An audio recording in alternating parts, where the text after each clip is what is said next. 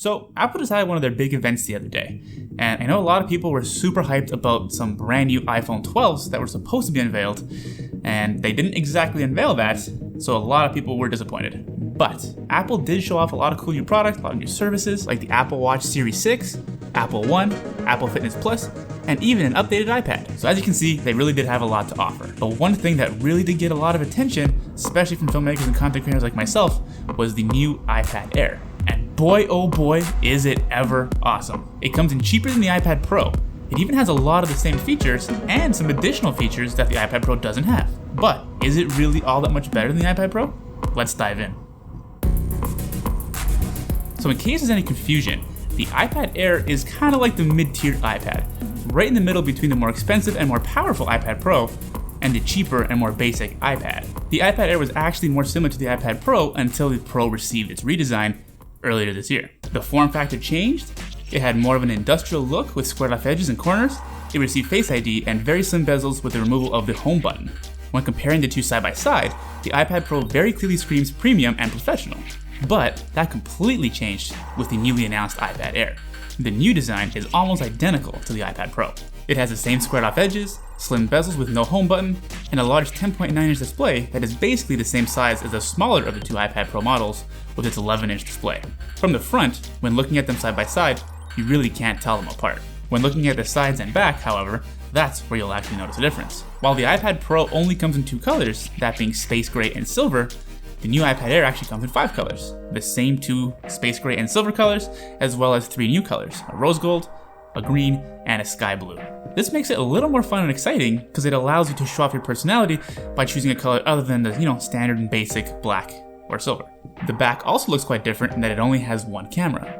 There's no square pop-out piece that houses the lenses, the flash, and the sensors, but it instead has just a round circular pop-out that houses the lens, just like the previous models. But we'll get more into the camera in a bit. The display is another area the two iPads actually differ. On the iPad Pro, you have an 11-inch or 12.9-inch display to choose from, but with the iPad Air, there's only one size to choose from at 10.9 inches. So there is no bigger option for the iPad Air. So if you're looking to get the biggest screen possible, or even for a device to completely replace your laptop, the Pro will be the only way to go.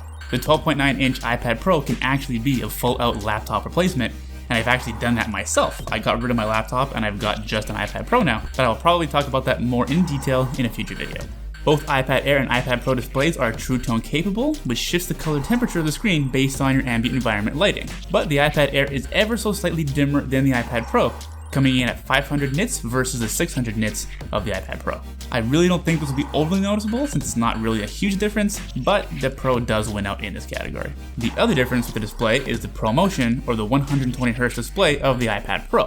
It makes things look and feel smoother and more responsive. That technology is only built into the iPad Pro and is lacking from the iPad Air. So if you want to take advantage of the smoothness and responsiveness while you're scrolling through timeline while editing a video, or even while playing video games or watching movies, the iPad Pro wins out here as well. Now here's where one of the notable changes or new features that the iPad Air has over the iPad Pro. Instead of offering Face ID to unlock the device, the new iPad Air actually has TouchID built into the power button. This is a huge win for the iPad Air in my eyes. This is brand new technology developed by Apple with a new custom sensor and chip to be able to implement it into the button. Now, I know a lot of people have been complaining about Face ID, myself included. I have trouble unlocking my device sometimes, and especially in today's world where, masks are a big part of our daily lives, the device just won't unlock with Face ID. So this makes things so much simpler, so much easier, so much quicker on the new iPad Air. There's a good chance that Apple will put this as well as Face ID into the new iPhone 12 that are coming out maybe sometime next month, as well as putting it into future iPad Pros. But at the moment, this will be the only device that does have it. That is until Apple fully unveils the new iPhone 12s. I'm not sure which one's going to launch first in terms of the timeline of things, but I think they're both coming next month. But for the foreseeable future, the iPad Air wins out over the iPad Pro in this category.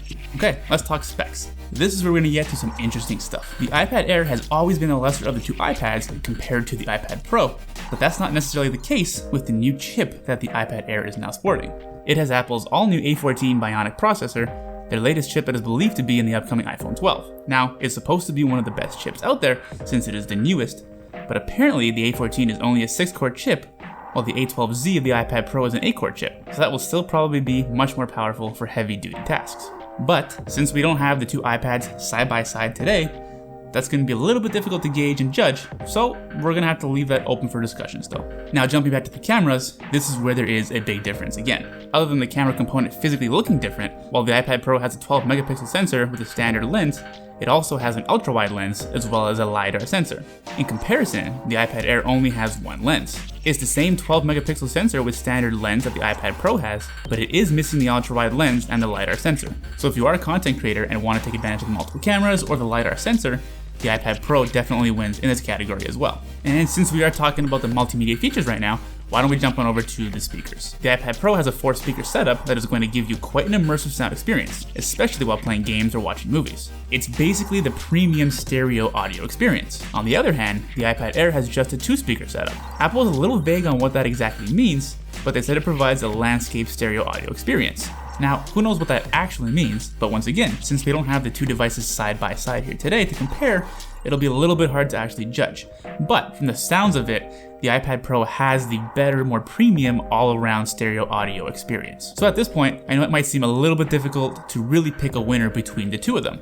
They definitely have pros and cons over each other, so I think that's where the accessories come in now. The previous model of the iPad Air would definitely lose to the iPad Pro here, since the Apple Pencil 2 and the Magic Keyboard are not compatible with it. But that all changes with the new iPad Air. It now has full support for both the Apple Pencil 2 and the Magic Keyboard. So if you wanted to have the latest and greatest setup with some of Apple's best accessories, you can fully do that with the new iPad Air. You don't have to spend the extra money to get the more premium experience that was typically only available to iPad Pro customers. If you were looking to get an iPad and you were going to spend the extra money for an iPad Pro anyway, you can now put that extra $200 towards accessories if you get the iPad Air. That, in my eyes, is another huge win. Now, let's talk about the parts. Instead of having a Lightning port like the previous models, a USB-C port has made its way down from the iPad Pro to the iPad Air. This is much more convenient since it is much more of a standard, and it makes it much easier to plug in things like a camera or external hard drive without having to attach a dongle.